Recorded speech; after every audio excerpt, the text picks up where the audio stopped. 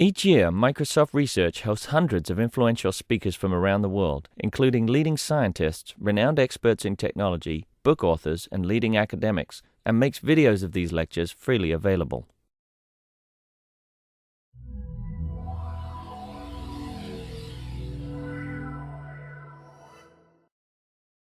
Decentralized, low-cost backups.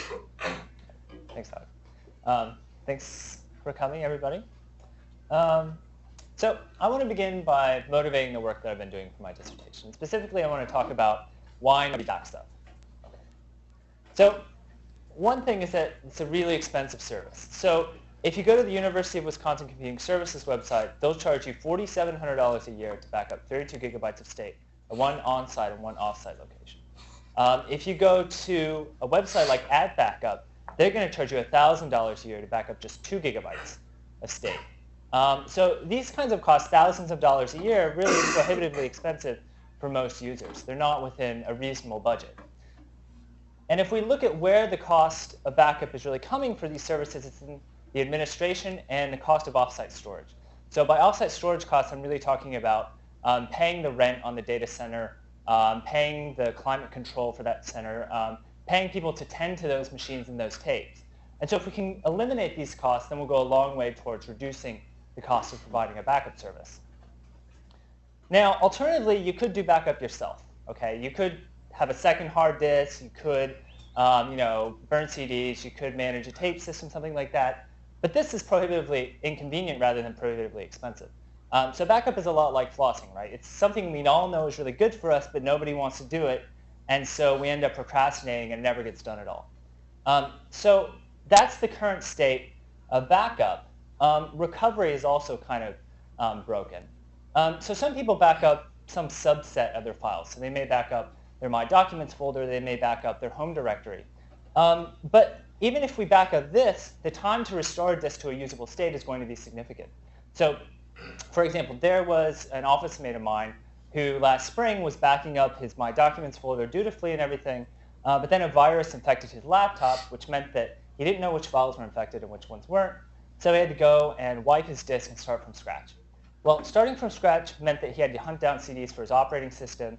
He had to hunt down CDs for his applications. He had to go online and download certain packages that he'd been using. He had to go online and download patches for his applications and operating system. And the whole process of bringing his disk back up to a usable state took about 3 or 4 days. Now, this is significant because how much is a day of your time really worth? Okay. So let's step back now and reimagine backup. If we had the ideal backup service, what would it look like? Well, first of all, if I wanted backup, all I would have to do is just plug my machine in, and then I would automatically get it. I don't want to have to manage any hardware. I don't want to have to configure any software. I don't want to have to manage relationships with anybody else. I just want to plug my machine in and get it. If I have to do any of these things, I'll just procrastinate doing it, and then I'll never do them at all, and I'll never have backup at all. Recovery should really be just as easy. Let's say my disk dies. I should just have to take a new disk, put it in my machine, maybe boot my machine with a CD, type in a password, go get a cup of coffee, come back in a couple hours, and my disk should be restored to the state that it was before it crashed.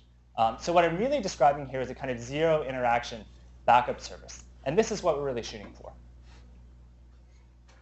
Just out of curiosity, if I had a virus that infected me at some point, like your story tells, how does that relate to sort of just being able to put the boot CD in for recovery? Well, so if there's a virus, then, well, assuming infinite versioning or something. Yeah. Like so we have a time travel file system and if you know, right? Okay. Yeah. So So there are a number of helpful trends that we can look to in developing our solution. The first is that the ratio of disk capacity to cost is increasing rapidly. So I can buy a 250 gigabyte disk now for about $160, which comes out to about 64 cents a gigabyte. On top of that, file systems are becoming emptier and emptier. So it's true that the data that we're consuming is growing larger, but the rate at which we're consuming more data is far exceeded by the rate at which disk areal density is growing. And so this gap between the data that we have and the storage capacity that we have available to us is continually widening. So do you have data to back that up?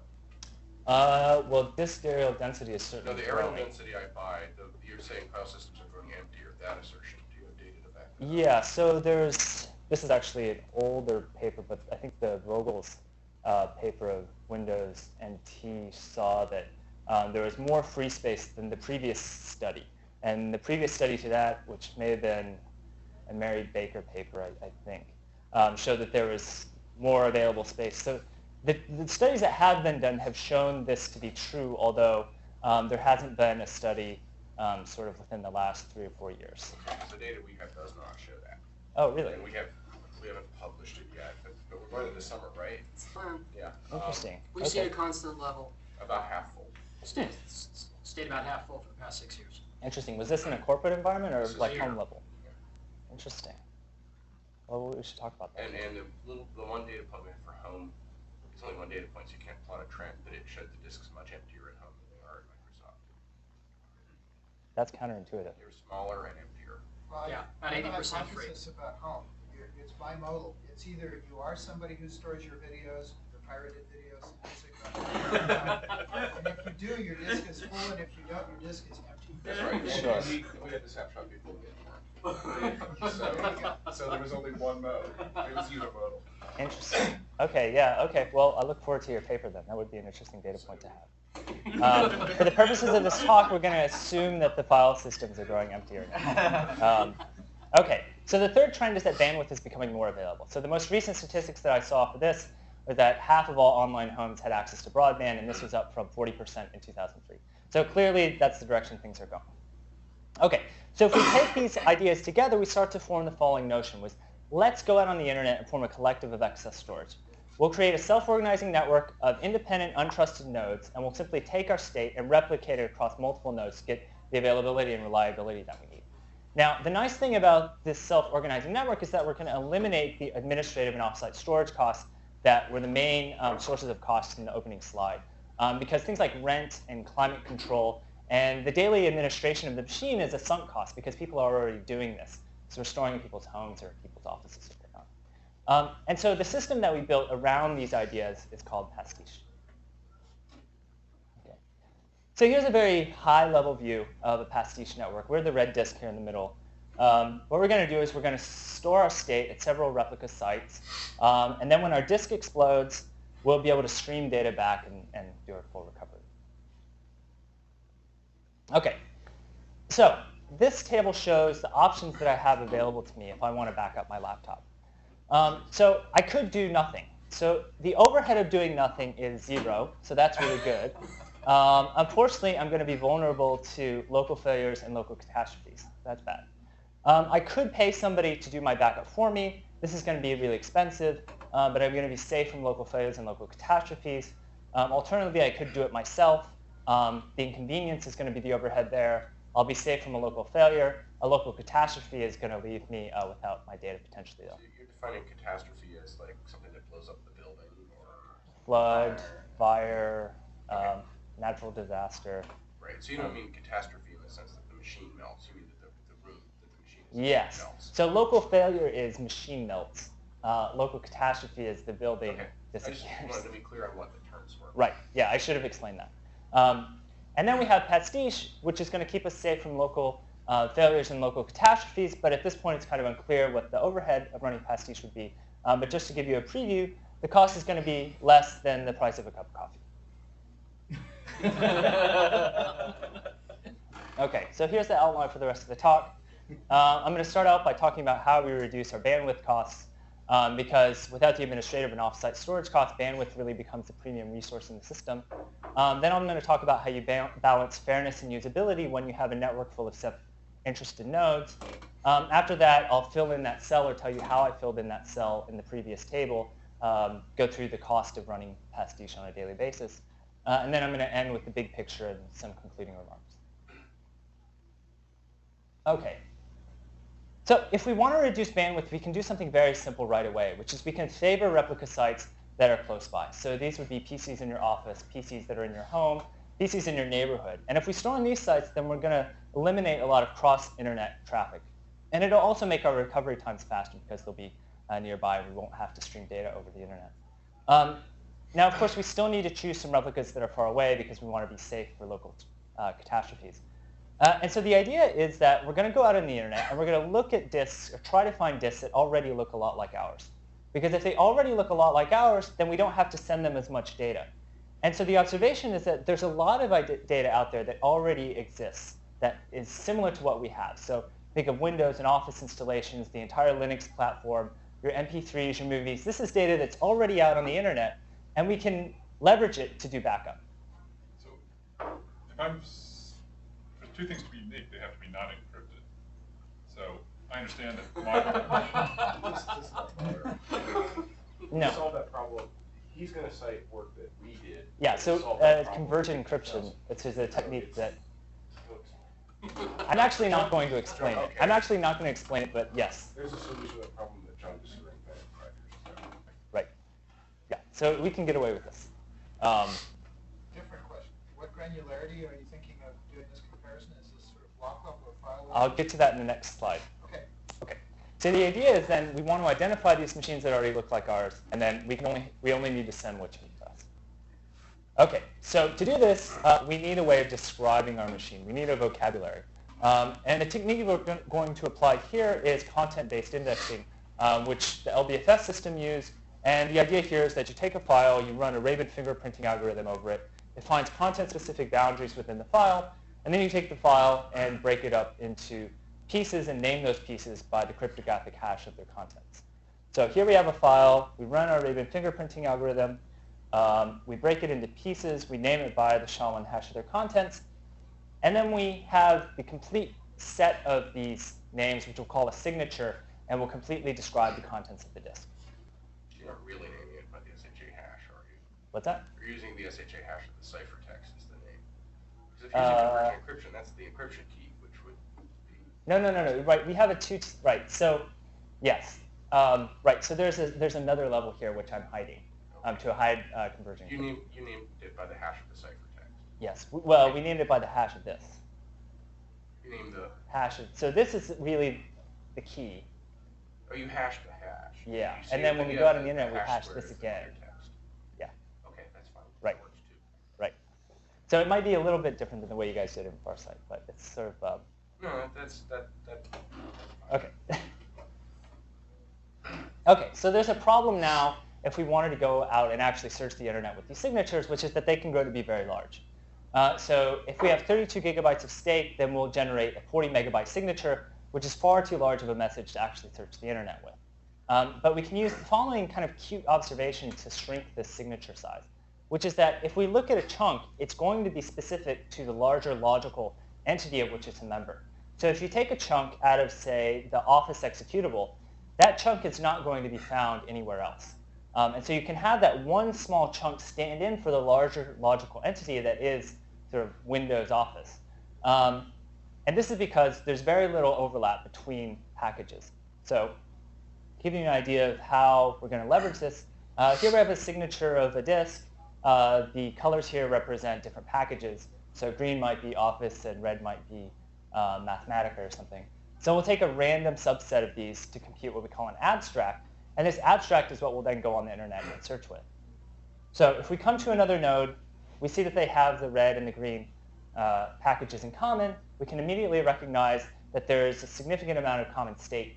And then at that point, maybe they will switch full or swap full signatures to see if they really are good matches. OK. So the effectiveness of this is really an empirical question. And so what we did is we took a freshly installed Windows machine, created the signature for that machine, and then went out into the department and created the signatures of a bunch of other machines in the department. And so each bar here represents a different machine. And along the y-axis, we have the percentage of data in common with our fresh Windows install. And so if you look at 100% here, this is the actual amount of data that those machines had in common with our fresh Windows install. You can see that there are really 5 machines that kind of stand out from the others, really assert themselves. Now, if you move across the x-axis now and we shrink our abstract size, we do smaller and smaller sampling, we can get all the way down to 0.01% of our total signature, and we're still identifying basically the same 5 machines. And so at this point, our abstract is only a few kilobytes, which is a perfectly reasonably sized message to search the internet with. I don't understand what this chart means, because some of those lines in the 100th of a percent bar are bigger than the ones in the 100% bar, or or maybe my glasses are bad. No, you're right. A distinct That's possibility. sampling bias, right? Well, It's random, right? Okay, Yeah, so it's this random. it's just sampling bias. So what you did is you looked at 1 out of every 10,000 chunks, and then you multiply the result by. Oh, okay. Yes, I that's right. understand. That's right. All right. I think you could do something smarter by maybe doing 1 of every subdirectory or something. I don't know. But we just do it sort of random. But the higher order bit is that we can have a very small abstract and still identify the right machines. OK, so that's how we can reduce the amount of bandwidth that we're going to consume. Now I'm going to go on to how we balance fairness and usability in a network full of self-interested nodes. And I think that this is really the juicy part of my dissertation. I think this is where the real contribution lies. OK, so why do we care about fairness?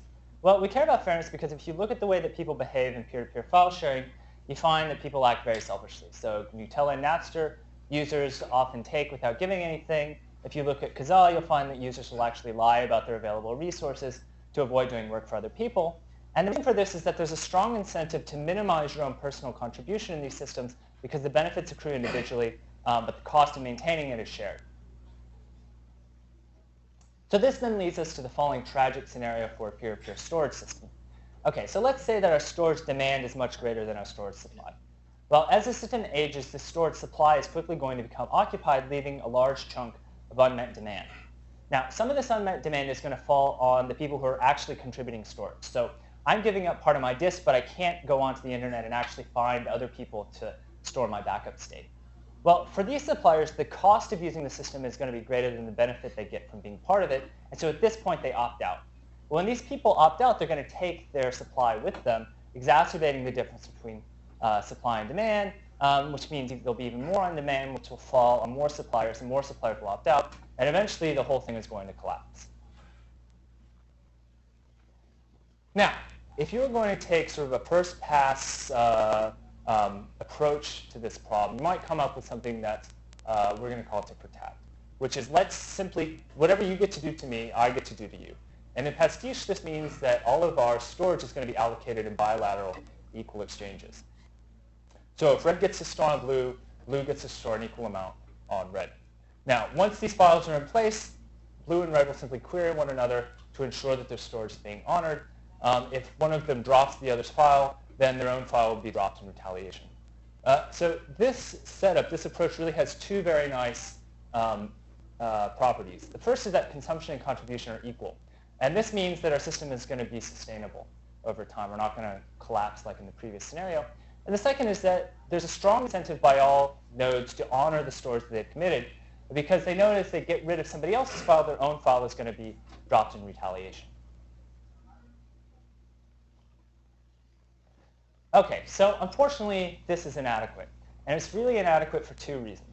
The first is that it's unclear how to deal with asymmetric demand when you just have tit-for-tat. So blue needs to store a gigabyte and red needs to store a megabyte. How do they negotiate an exchange that's satisfactory to them both? The second and more interesting problem here is that we've over-constrained resource allocation in tit-for-tat. Because now I can't store my data wherever I want. I can only store data where somebody else wants to store on me. And so what we're requiring here is a double coincidence of want, to borrow a term from economics. And this is really rare. And so this is an interesting problem because it's really fundamental to a lot of emerging systems which are trying to do sharing between users. Anytime you have resources that people are trying to share, you're going to run into this tension between trying to create fairness or enforce fairness and over-constraining what people can do within the system. And I mentioned in like peer-to-peer storage, but it's also true in wireless mesh networks and grid computing. I have a question here. Are these things that you're going to evaluate empirically later, or are they more in the philosophical motivation level of motivation? So like double coincidence of one. I don't know. Does it happen? Maybe more likely with file systems and me having the same contents of my file system as Alec, than in general when like I'm a coffee maker and you're a bread maker and we want to change. Right. So it's sort of a theoretical argument in that sense. So for example, if you were to run a DHT, in which you're sort of randomly choosing node IDs to store on throughout the network, then you can run a very simple simulation. So double coincident wants never happen, or maybe they happen very, very rarely. And so if we are looking for replicas that are close by, the likelihood of a double coincident want is much higher. So if I'm looking in my office mates are also looking probably to me, for example.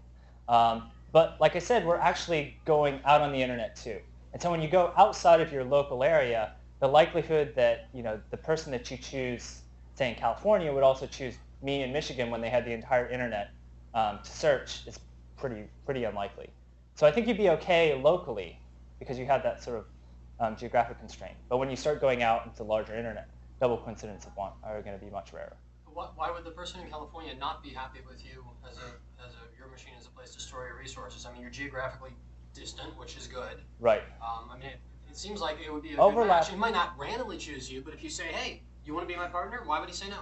Well, so there's potentially some security reasons why you might not want to. So for example, let's say I know that you're about to enter the system. And so I bombard you with requests to store with you.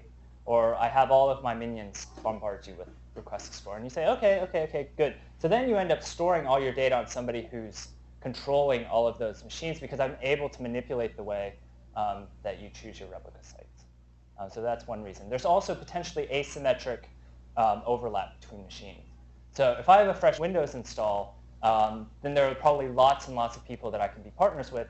But if I'm somebody who, let's say I match with somebody who has Windows, but also a giant video library, which consumes most of their disk, which I don't have, then I'm not going to be a very good match for that person. So there is some asymmetry in goodness of match. Why do you reject solutions where you divide up your desire? So Blue needs a gigabyte, so he finds 1,000 red. Yeah, that's actually really, that's something we've definitely taken a look at. We haven't implemented that. But for example, you could imagine saying, I'm going to take this video library, and I'm going to find machines that have good, that are good matches for that, and then I'm going to take my other applications and find good matches for that. So you're not going to send everything all at once. And you split your state up among different subtrees. And that's certainly something that we could take a look at. The way that double coincidence of want problem is solved in the real world is with money. Yes, that's right. Yep. Currency that everything boils That's right. down. Currency solves this problem too. Does this problem go away if we had micro cash or something, so I could rent a gigabyte from somebody per month or a penny or something? Right. So the problem with currency, and the reason that we avoided it is because you need somebody to certify currency. And so that's going to add extra overhead. So you have to pay a bank or some financial infrastructure to create this currency to vet all transactions. And we wanted to keep this out of the loop. So we wanted our vision, sort of our purity of vision, which is plug it in and that's it, right? So I'll get to how we solve this tension. But yeah, currency, I think if you could get it for free, it would be a perfectly reasonable way to solve this problem. We were just sort of exploring a different path. Okay, so let's start out with asymmetric demand. So the way that we're going to deal with asymmetric demand is with this new mechanism that we call storage claim. So a storage claim is really just an uncompressible junk placeholder. It's only there to take up space. It's easy to compute for its owner, and it has to be stored by the person who's responsible for it. Once it's in place, the query and discard protocol is the same as before. So here, red wants to store 3 files on blue. Blue wants to store 1 file on red. It can now augment its 1 file with 2 storage claims, and now everything is equal. And if it wants to, it can override those claims at some later date and actually make use of that space. Now, we've retained the 2 properties of tit-for-tat that we liked before, which is that consumption and contribution are equal, and we have the same strong incentive to behave, because if I get rid of somebody's file, they're going to retaliate by getting rid of mine. Okay, so what is a storage claim? A storage claim is really just a concatenation of a bunch of HMACs. You need a secret key and the storage location of the thing you've traded for to compute one. There's really nothing all that interesting here. You just take a bunch of HMACs, concatenate them together, and that's your storage claim. Okay, so now let's get back to this tension between fairness and usability that I said was the more interesting of the 2 problems. So the way that we're going to approach this problem is we're going to treat the network like a barter economy. And so goods in this economy are going to be access to my local disk, or replicas that are stored on my local disk. And so everybody will produce a different good, and everybody's going to want to consume some subset of the goods in the market differently too. So the goods that you want to consume are just the places where you want to create your replicas. So you identify 10 places where you want to create your replicas, and that's the subset of goods that you want to consume. And what we're going to do is we're going to create a graph based on these preferences. So within the graph, there's going to be an edge from a node to the places where it wants to put its replica site. And what we're going to do is once we have this graph in place, we're going to search the graph. And specifically, we're going to search the graph for cycles. Because within a cycle in the demand graph, we have these three nice properties. We have the two that we had from tit-for-tat, which is that contribution and consumption are equal. And there's a strong incentive to honor the committed storage because we can create dependencies between the edges in the cycle. But this last one is great, which is we get nodes to actually store exactly where they want. So we're not over-constraining the system.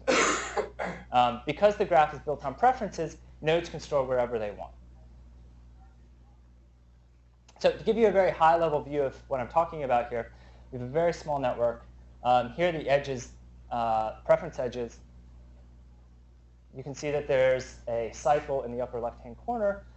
And so along those edges, we can simply swap files all at once.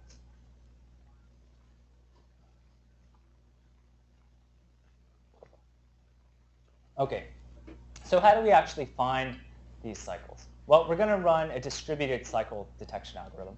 And the idea here is that I send out messages along my incoming and outgoing edges that are labeled with both my identifier and the direction in which I sent the message. So here, A is going to be doing the searching. So it sends out messages to B, C, and D. Now, when you receive one of these messages, you want to remember the people that you receive messages along your incoming and outgoing edges from. So D will note that it received one along its incoming edge from A, and B will note that it received one along its outgoing edge from A. Now, once you have noted which direction you've received the message, you'll simply forward them on in the same direction. So this in A message went from here, and then C forwarded it to B, and then B will forward the out A message. They'll take note of the fact that they've received messages in both directions from the same source, and so they know now that they're in a cycle with A. And so at this point, they can contact A about which edges produce the cycle, and then A can rebuild the cycle, contact everybody, and coordinate a cyclic swap. And so because everybody is going to be searching, you might be worried about flooding, but we can apply a data structure which we call a distance filter to limit the amount of flooding in the system. That's basically time. It's more like a distance vector. So what you're trying to do is you're trying to make a guess about whether or not passing a message in a certain direction will get back to its owner. Okay. So it's a little bit more flexible than a simple hop count. So you're assuming some kind of geographic something? Or, right? Well, so you store in this distance filter information about the edges that are closest to you, and then you merge them with your neighbors to form some kind of guess about what's further down the road that you can't see. And so then you use those filters to decide, okay, this is who this message is from. Am I likely to see them in this direction? So how big are these cycles likely to get? If you have a very large random graph with small node degree, how big does it mean? They can get to be very big. But luckily, this filtering has the side effect of limiting the length. What? Okay. You could also use hop count to do But that. if the cycles are big, then what that's going to do is cause you to just not find the cycles that are in the graph. So there are cycles of all sizes, generally speaking. So we've run. If you assume randomized preference, you will find cycles of reasonable length, 3, 4. Do they contain any given node, or just that exist in the graph? That exist. Okay, but that's not interesting if you happen to be node D and you don't, and the shortest cycle you're in is 30. Right. So I'll get to that. So what your observation is that cycles might not be enough, particularly the cycles that we're going to find through our search algorithm. Well, I can imagine you could do a 30 length cycle and make it work, but you gotta find it Right. without doing expert behavior in the network. Yeah, you're basically saying it's statistical. So saying on average I'm going to find it still leaves a lot of people out cold. Well, I mean, the first thing that I'm just asking is, my theory of random graphs is maybe not what it should be. And so I don't have a good feel for what the distribution of cycle sizes or the cycles around a particular node are going to be. But my intuition is that as the graph size grows and the degree of the nodes is constant in the graph size, that the cycle length, the distribution of cycle length that any particular node participates in is going to get. Yeah, I think that's true. No, I think that's true. Yeah, I think that's true. I think that's true. And I'll get to some simulations later on that I think will at least, we can bring up the conversation again in the context of some simulations there. Right. How does the graph get formed in the first place? I mean, I download Pastiche and I run it, but you know. Right. So the first thing you have to do is you have to identify your preferred replica sites, because that's what these edges are based on. Okay. So I haven't talked about how we do that, but what you do is you want to fill out let's say you want to create 5. You want 3 of them to be sort of nearby in the network. So you find 3 nearby people, hope that they're kind of like you, and then choose them. Then what you do is you do a random walk kind of the node ID space. So we're using pastry kind of underneath all this. What you do is a kind of random walk of the pastry ID space and then pick up enough people and hope that your abstract makes a good match for them. Okay. And then once you've got your collection of people who you want, then you send them a message and say, hey, I'm interested in you. And somebody else sends you a message. So that's how these edges get formed. And then you do a search based on those edges. Are you relying on people to participate in a benign way in pastry? Yes, I believe so. So if people wanted to mess you up, they could attack your system at that point. Is that right? Well, what kind of attack do you imagine? I'm a bastard, and I decide I'm just going to lie, and I'm going to mess up the routing tables, or I'm going to tell you all kinds of other crap. We're a little bit insulated from that because we're doing random walks. Now, if the people who are kind of informing your own routing table do that, then I think you're host. But if you're just talking about generally malicious people out there, we're just choosing a random point, doing routing to it, twiddling the first prefix of the address, and then routing to that. And then so we get these disjoint routes through the network, which are totally randomly generated. And so hopefully the randomness will allow you to avoid malicious people.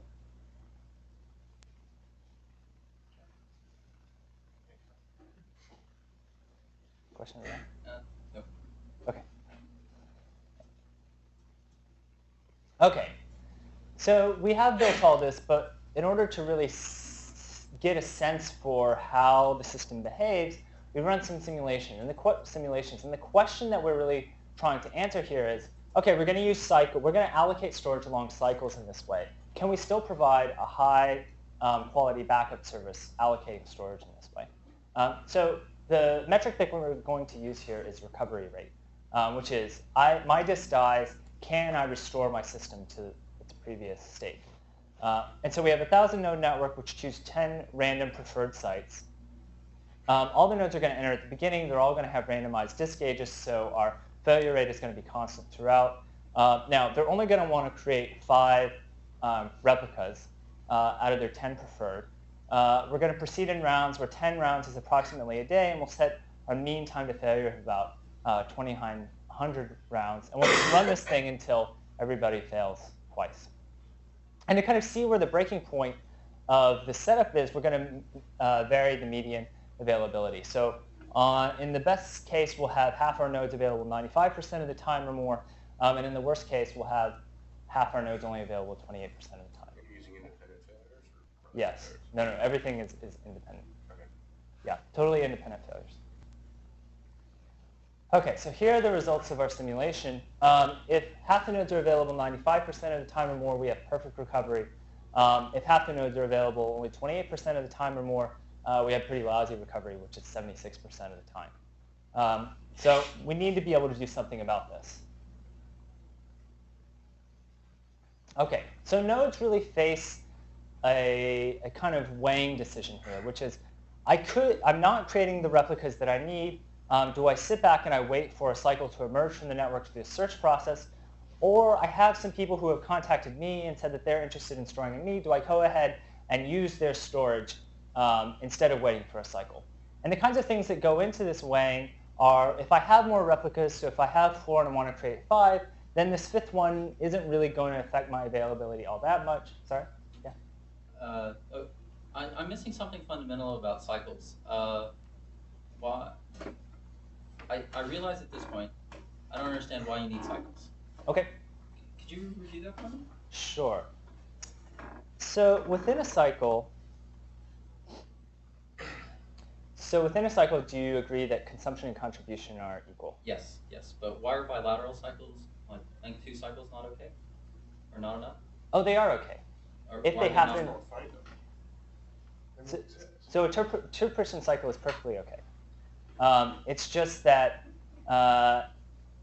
you would want to choose somebody first before they choose you. Mm-hmm. Otherwise, you run into this possibility where somebody can manipulate the way that manipulate where you're storing your data and potentially control a large portion of it. I understand. All right. So there's this independence. You want people to kind of independently come to one another. Okay. Sure. So that's why you avoid the tit-for-tat. Is that? Yes. Yes, I got it. Okay. So you understand the cycles. I understand why. Okay. Because they independently choose the preferences. They don't do it in response to like, I'd like to be your friend. Yes, exactly. Exactly. That's right. Okay. So if you haven't found your replicas, you have this decision to make. Should I continue to wait for a cycle to emerge, or should I sort of settle on the people who have contacted me already? So there are a number of things that go into this weighing. If I have more replicas in place, then there's probably less pressure on me to create more replicas right away. I can sort of sit back and wait. If the replicas that I have are reliable, then again, there's probably less pressure on me to find a replica right away. I can sit back and wait. But on the other hand, there's this forcing function here where the probability of failure is going to increase the longer I wait. And so I'm going to want to fill out my replica set eventually. And the closer I get to the mean time to failure, the more pressure there's going to be. And so the way that you can capture all of these ideas is by assigning a utility function to every node. So what does this look like? Well, we're going to model data loss as a Poisson process, mean time to failure of 290 days. And this is taken from the Sigmetrics paper here. There are a number of things that can go into this, viruses, disk failures, power surges, etc. I don't think that this actual number is particularly crucial to our results. Another thing you could think about doing is modeling the reliability and availability of your host. So if you notice some diurnal patterns among the hosts that you're interested in, maybe this can inform whether or not you wait or settle. This is sort of work in progress. For now, we're just going to assume that everybody is up half the time. And you really want to just wait for a cycle to emerge until the probability of data loss in the next round is greater than some threshold. For now, we'll set it at 0.001. And so if we rerun our simulations using this utility function, what we find is that we have perfect recovery up until half the nodes are available 75% of the time or more. If half the nodes are only available 28% of the time or more, we have about a 98% recovery rate, which is much, much better than the 75% recovery rate that we had before. OK, so that's how we balance fairness and usability in Pastiche by exploiting cyclic demand. Now I'm going to go back to that table that I introduced and talk about the estimated cost of running Pastiche on a sort of a daily basis. OK, so as a case study, we're just going to talk about my laptop. So I'm using about 6 gigabytes of state here. If I run content-based indexing over it, I can remove about 3 gigabytes of redundancy. I don't know what that says about me. So that gets my backup state down to about 3 gigabytes. I'm going to create 5 replicas. So my remote state size is going to be 16.5 gigabytes. I went to I ran content-based indexing over some of my friends' machines on the West Coast and also some of the machines in my lab and came up with this number of 2.6 gigabytes of inter-host redundancy. So that reduces my state that I have to send out to about 14 gigabytes. The inter-host redundancy number was after you multiplied by 5. Well, So I guess you're looking at particular. This is total. So this is about a half gigabyte each for 5 replicas. Okay. Because when we looked at that, we found much bigger numbers, but anywhere rather than all the redundancy that you can get with a single partner. Oh, right. Yeah, right. Then yeah. And we got, for large pool sizes, for 1,000 machine size pool sizes, we've got redundancy numbers that look like 50% instead of much smaller. Yeah, I totally believe that. But it's a different problem. Right. It makes you think that not just having a single partner might make your and actually that way too. Yeah, and I think that would be a really great direction for this to go, splitting it up into subtrees. Does that second line mean that half of the data on your machine is redundant? Yeah. So That's astounding. I know. I was a little freaked out by that myself. What are you running? What OS? Well, I'm running both Windows and Linux. Okay. And so most of this redundancy.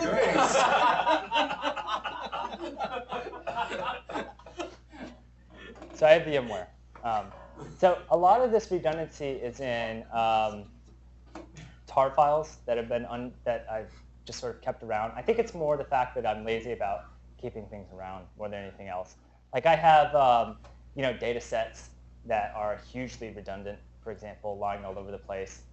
So I'm not sure that this is particularly typical. That Sigmetrics paper you cited, at least I think it was in there, one of the papers we published, we found about 12%, Okay. 8 to 12% on individual systems. But remember, he's doing a different thing. He's Understood. using The the block LDFS self-synchronizing chunk thing. Yeah, we're doing whole whole files. Right. So you'll find more, certainly. I looked at it for aligned chunks too, because our hasher just went off and actually hashed chunks, and then we built a tree over them, and that made almost no difference.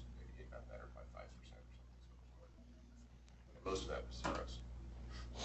And you could optimize them. So you haven't looked at that over. This is just one machine. This is strictly a case study of my laptop, right? But I think the Momber paper from '94 actually has numbers, and I think they were a third, maybe. This is an older paper, but I think he had numbers of about a third redundancy. I hope that's right. Okay. So the next thing that we have to look at is, well, what's the sort of daily maintenance cost of running this? And the key thing to look at here, there are really two things. How many replicas am I creating before my disk dies? And so we'll say I'm creating about 7 replicas before my disk dies, and this makes sense. You order everybody randomly, and 2 people fail before you yourself fail, so then you have to recreate those. So 5 plus 2 will give you 7. And then the other thing we care about is how many replicas are available when somebody actually tries to recover. So if you're at 95%, then almost everybody's available. But we're going to choose 4. Assume that 4 people are available whenever anyone tries to recover. And you'll see why those 2 numbers are important here. Okay, so I've got 3 gigabytes of state on my laptop. I create 7 replicas over the lifetime of my disk. Assume a ½ gigabyte of interhost redundancy. So now I'm uploading 20 gigabytes over the lifetime of my disk. That means I'm also going to download 20 gigabytes because of our fairness software. Now, I'm going to have to participate in about 2.5 recoveries over the course of my disk, which means that I only have to account for 1/4 of that. So the recovery burden over the lifetime of the disk is 2 gigabytes. I'm also going to do fire drills. So fire drills are just every month or 2 months, I schedule a fake recovery to see who's going to participate and who isn't. So you can schedule those however often you want, but the burden there is going to be at 45 gigabytes, both in terms of doing my own fire drills and participating in other people's fire drills. And so the entire amount of data that I send and receive over the lifetime of my disk is going to be about 86 gigabytes. I'm sorry, could you remind me what the lifetime of your disk was? 290 days. So we took that from the Sigmetrics. That number came from how long, believe it or not, the average machine lifetime, machine name lifetime was. That's a pretty amazing number. It is. We were astonished by that number. And it's probably not. It's probably a much smaller lifetime than you see in the real world. Yeah, I think so. I think so. People who don't get their machines, say, paid for by their project every year, don't throw them away every year. But it had nothing to do with how long the actual disks in those machines. No, these are machines either. These are logical machines. So what we were looking at, where this came from, was pinging machines. We queried all the names in the network, and we pinged all of them every hour for some very large period of time, and then looked at how long it took for the names to go away, among other things. So I predict that number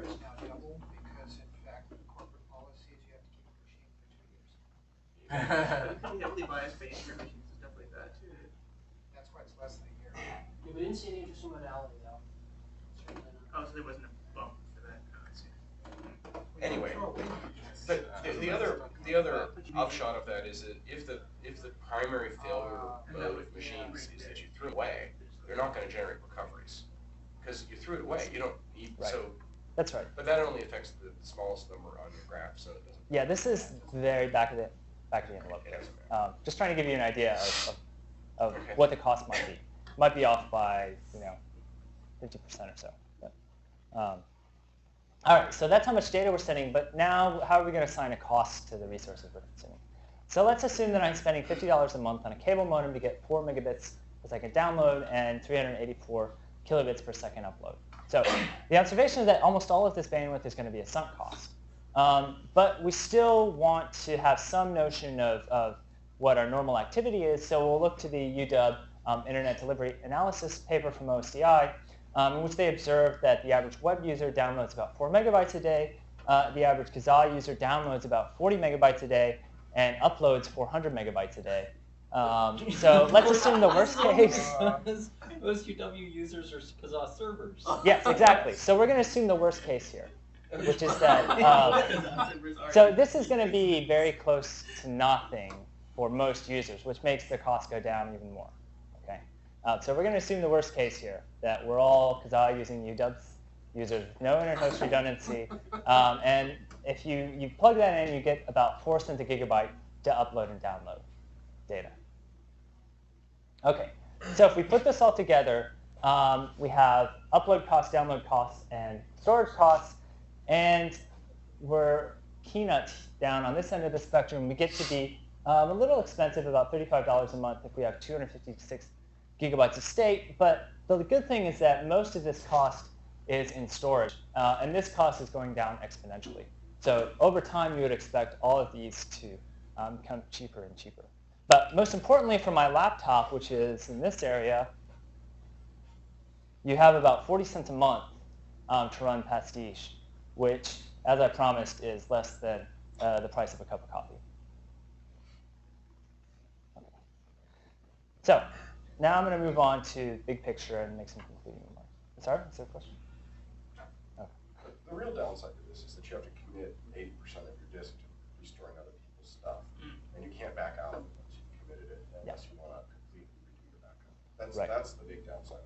That's right. And so that's kind of the cost of having fairness in your system is you have to give up all this storage. But that maybe doesn't finish. It's the cost of not having cache. You can just pay for that. Well, somebody has to give up storage. I mean, somebody has to give up storage, right? No, you're forced to pay with disk space. Yeah, I understand that, but somebody still has to actually give up part of their disk. There still has to be that much disk space, or else you don't get real redundancy. Yeah. So if you had money, he's saying you could, rather than paying with disk space, you could pay with money. Yeah, but if everybody paid with money, you wouldn't have a system.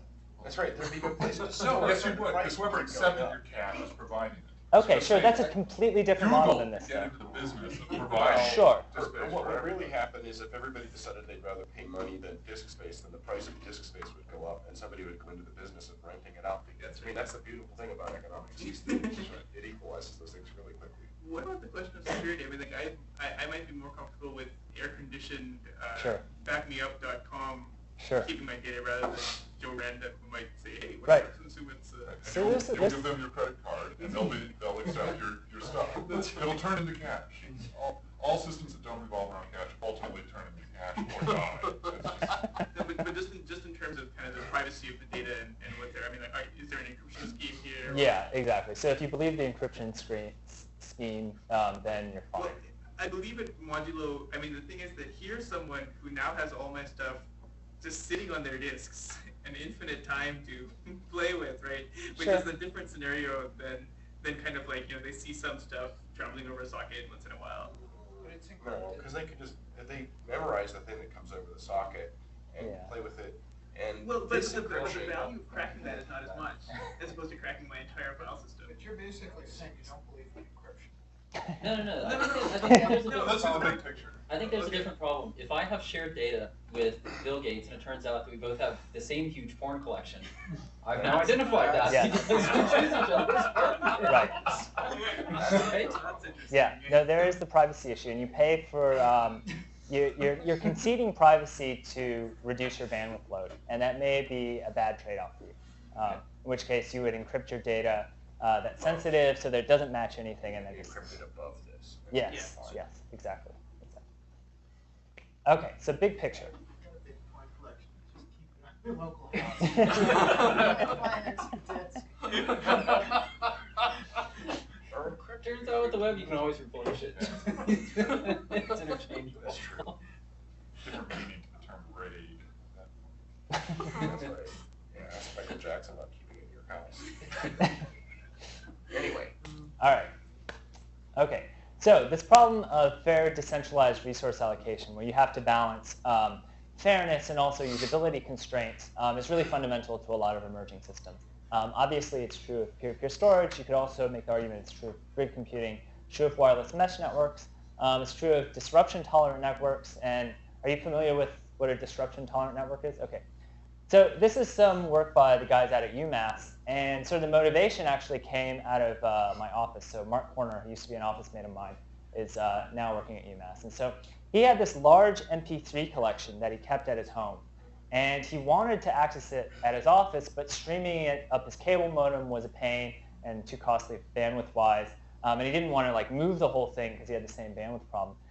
So what he ended up doing is he ended up taking that library, copying it onto his laptop, walking his laptop up to the office, and then dumping the laptop onto his office PC.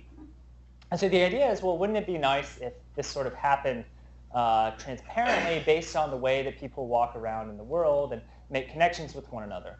And so that's really the idea here with disruption-tolerant networks. Now, the guys at UMass have actually equipped their buses with PCs and 802.11 cards. And then when they come to a stop, you can upload large amounts of data to it, and then it'll go off on its route, and it'll dump stuff up at the next stop.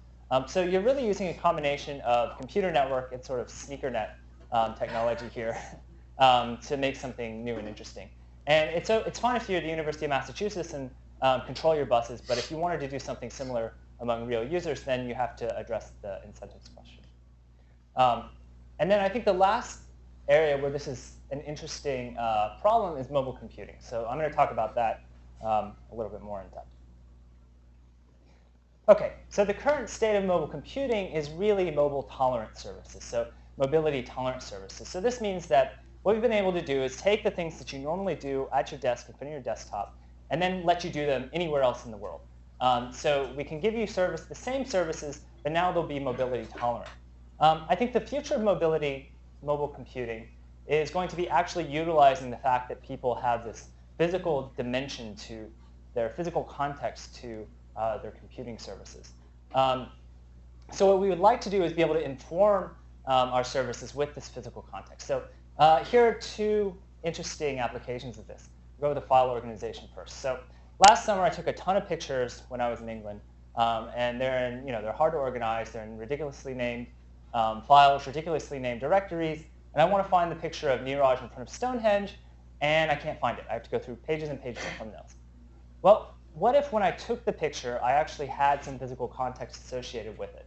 So for example, I heard an 802.11 network at the kiosk at Stonehenge or something, and I could then trace that back to Stonehenge. Maybe Neeraj had his cell phone on him, and that's broadcasting some kind of MAC address, and so I snag that MAC address, and then I can associate the MAC address with a user identity later on. And I can use this physical information to go and build an index over my files that can then be useful to me when I try and organize them. Now, the problem here, obviously, is privacy. Because if I take a picture of a crowd of people, they don't necessarily want me to know their exact identity and addresses and everything on my phone. But markets here, I think, are going to be an interesting way of dealing with how you allocate this private information, or how you allow people access to certain contextual information that you might otherwise not want them to have. And so that's one way that I think you can imagine using markets to solve issues in mobile computing. I think social networks out on the web have been very successful. I think it would be interesting to think about how they would work in more of a physical setting. So you walk into a coffee shop or something, you log onto your website, and you want to know, well, who among my set of friends is nearby, or who among their friends is nearby. And so again, you have the privacy issue, and I think markets can give people a nice way of trading contextual information to get over the restrictions of apples. So can you say a little bit more about that? So I walk into a coffee shop and I now advertise I'm willing to sell my identity for a certain amount, or? Well, no, so you walk into a coffee shop, you've said, okay, there are people who are close to me, for example, like in Friendster or something like that. And so you would like them to know that you're maybe around, or maybe you don't. And you would certainly like to know if they're around, for example. And then there are other people who may have similar interests that you might want to find out about. And so you can propose swapping contextual information, presence information, rather than just simply saying statically, okay, these are the people who are allowed to see me and these are the people who aren't. Because when you have that, invariably what will happen is that you'll be far too restrictive and you won't really be able to build the kind of rich applications that I think people. So this is going to ask me continually whether I want to do something? Seems like it'd be incredibly interesting. Maybe. I don't know. I mean, so I think the swapping story makes a little bit more sense in my mind, at least, when it comes to this photo example. So, I'm at a party, I take a picture. People have sent out sort of encrypted beacons, but that doesn't necessarily map to a person. And so lots of people are taking pictures at this party, and so you can then go to some offline broker and say, hey, these are the beacons that I heard. Can I find somebody who's willing to map these to a real name? And in exchange, here are the things that I know map. Can we make a swap? Can we form a cycle of swaps? That kind of thing. So it gives you a little bit more flexibility rather than just saying yes or no or oops, that kind of thing. So you manage it with the market. Okay, so there's a lot of pastiche work that wasn't in the talk. I think the most interesting of these bullets is probably down here, which is how you deal with transient failure. So we're doing this recovery, or this query discard protocol, and you end up with a situation where if my disk dies, I can't answer other people's queries, and when I can't answer other people's queries, my state disappears, which means that you have a backup state in which you're not allowed to fail. And so that's a really bad thing for pastiche. And the way that we deal with it is you first apply a grace period. So you say, OK, I'm going to give you a week to respond to my query. But if you give somebody a week, then that opens up a window in which they can cheat. And so in order to close that window a little bit, what you do is you start discarding their data probabilistically rather than on a bright line.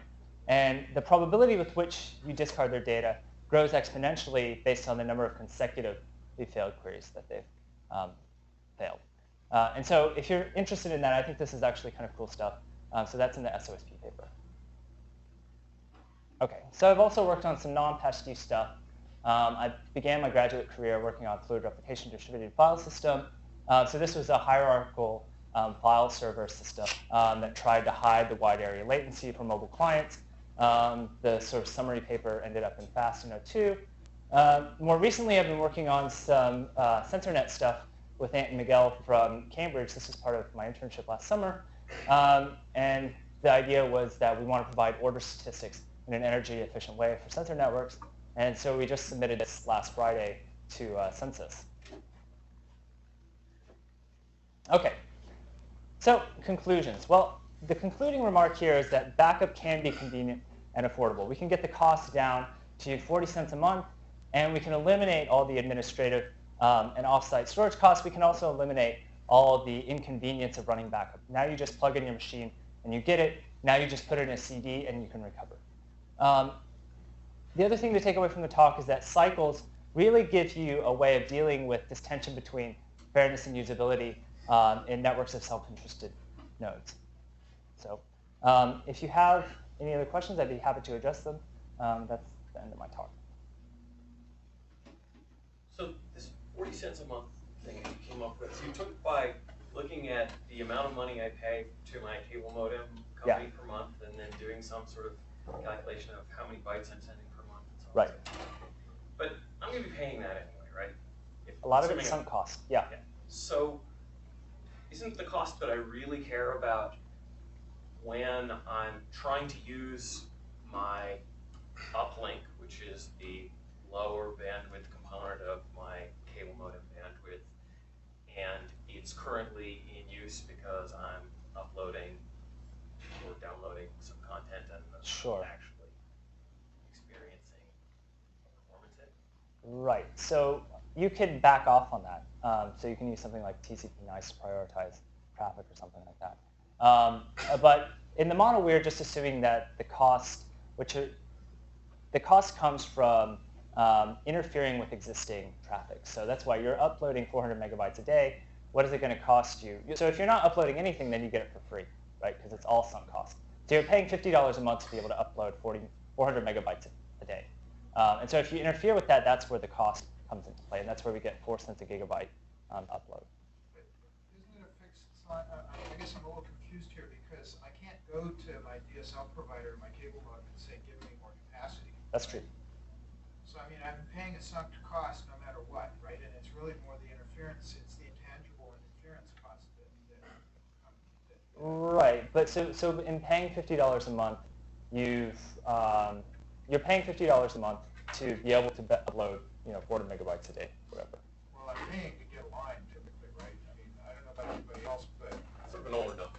I pay for a fixed capacity whether I use it or not, and so I don't. Right, and so your observation that it's mostly sunk cost is absolutely correct. Is it all sunk cost?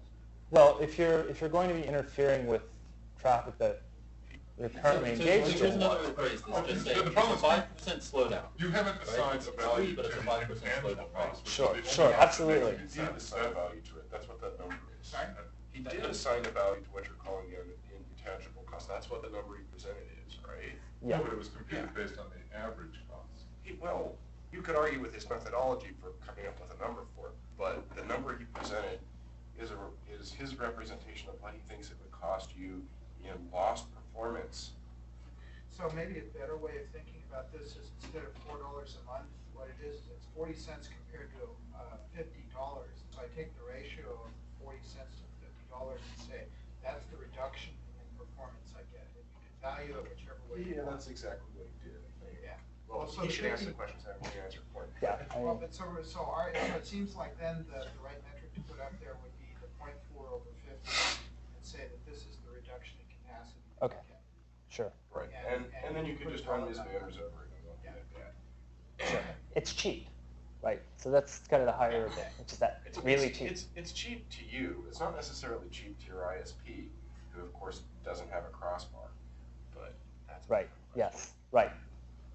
And you didn't consider churn or anything in this either, did you? Well, so we did consider churn, and actually, what we found is that churn. So it really depends on how you define churn, right? Well, So there's two different things. There's churn in the membership yes, right. of the network, and there's also churn in the sense of churn in the set of chunks that you want to store as you update your file system. Right. So we considered membership, Okay. and even within that, it matters who's leaving and who's coming, and who's coming and who's going, right? So if you have 80% of the network that's always there, and then you have this 20% that's sort of a jumble of people coming and going, which I actually think is stable cycles pretty quickly. What's that? You'll work yourself into stable cycles. pretty Yes, quickly. exactly, Yeah. and we'll be fine. Now, if 20% of if you have uniformly distributed sort of 20% coming and going every day, yeah, we're in trouble. It's not gonna work. But I think that's pretty unrealistic.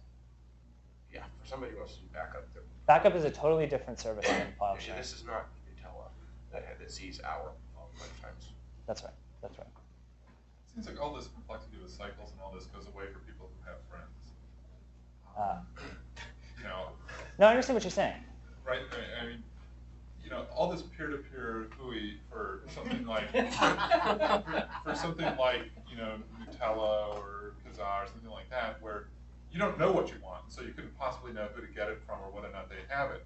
Makes good sense. But in this particular case, I put a disk in my study, I put a disk in my root cellar, I put a disk in my neighbor's house, and I put a disk in my mother's house. Sure. I'm good to go. Right, and if you're willing to pay the inconvenience of setting all that up, then that's fine. Most people aren't. What's the inconvenience? I had to load. Do you do that? Here. So do you do that? No, because I don't. No. You had to develop software that you installed on everybody's machines. If Sure. I had an equivalent piece of software that I installed on my friend's machine, my mother's machine and my neighbor's machine, I'm good to go. If you don't everybody have to do this cycle. It's well, if everybody's predetermined. running Pastiche, yeah, right. So that's kind of the But equivalent thing. all this cycle stuff, I've told you once and for all, it's fixed. The people I share So, space with if are you- these But three you know, people. okay, I have to disagree here. I don't know any of my neighbors, and I do know that some of the neighbors in my neighborhood I don't like, even though I don't know them. And so I have to wonder whether this is a general solution. And if you decide that you had a friend as a neighbor, and now suddenly you've got a war going on or something like that. I preface this carefully with, it's for people without friends. Sure. If you're My observation is that that's not a binary thing. What as time goes on, as I move to a new neighborhood, don't know somebody, there's all these factors that essentially make the availability you get out of them be. No, look, you can put two in your house and have an enormous amount of protection, and then you have one or two off-site places, and those don't have to move. It's your sister. I don't care who it is. You're done. Or it could be Google. I'm not denying that. My point is that that's inconvenient for most users to set up. And so we're giving somebody the equivalent or something that's equally high quality without having to lift a finger. It's no more inconvenient. Everyone had to set up on their system. My mother wants backup. She's going to have to set up on her system, whether she goes into this cycle business or she and I enter into some sort of. So are you talking about? Essentially, you have to manually set up who you're going to exchange. Yeah. Explain to your mother how to type in the. Yeah, How much work are we talking about here? The fact is that My mother to type in 80% a of quit. Prestige is going to be something you'll use in either case. And I what can't you get my want dad to type is in something that income replaces set the up by cycles Xe. with the directory that allows me to easily say, Mom, sign up here so that I can find you. And now we hook, instead of using a cycle, I find you by some other means, right? By the way, type in my IP address correctly. People use Friendster. They type in other people's addresses all the No, time for a half dozen I'm agreeing people. with you that you could. The interesting thing is that a lot of what he described would be useful in either case, right? Remove the cycle stuff, replace it with your directory service-based approach, right? And The replication and all that Right. stuff, definitely interesting. But the complicated stuff, the algorithmic stuff, you might not get right. Dissertation. But exactly, is predicated on the fact that you don't have friends. No, it's not just not having friends. You can have friends and not want to manage a computational relationship with them. It's no more computation than Friendster imposes. They know about me, I know about them. We share space. You have to trust them. Remember the old FBI slogan, "In God we trust, everybody else we polygraph"? You're not sharing resources with people on Friendster. I mean, you're sharing information, but it's not the same. So your solution would work for everybody who's not on these weird talk shows, right?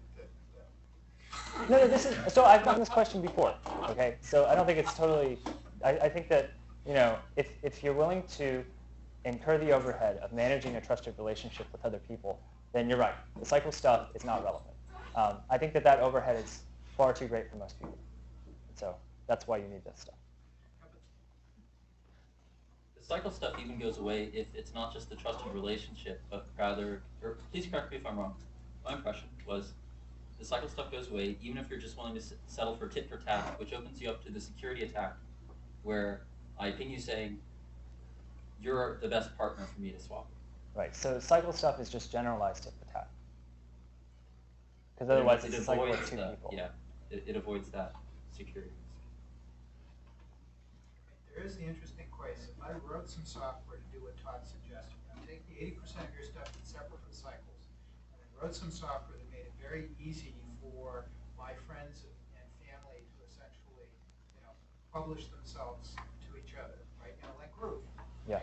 Groove has done all that work in order to make it very trivial for me to collaborate with my friends and my family, right? Yeah. If I took that infrastructure and bolted it on to replace your cycle stuff, then the interesting question would be, would that take you over the that people aren't willing to do, right, in terms of backup? They'd say, sure, this would be easy enough to use, and then that and Pastiche would be sort of used equivalently easy to use. Sure. Then there'd be a legitimate question that only empirically could be determined. That's right. What would people actually do? That's right. That's It right. doesn't denigrate the work here, but it does acknowledge that. Yeah, absolutely, absolutely. Alternative.